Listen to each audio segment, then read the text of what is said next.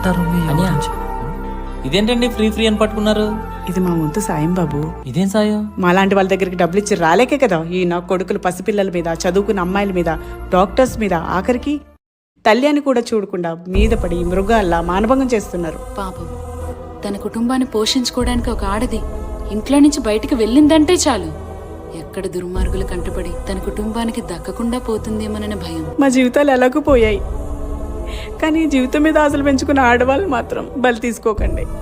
మా దగ్గరికి రండి, మీకు ఏ కోరికలు ఉన్నా మా దగ్గర తీర్చుకోండి.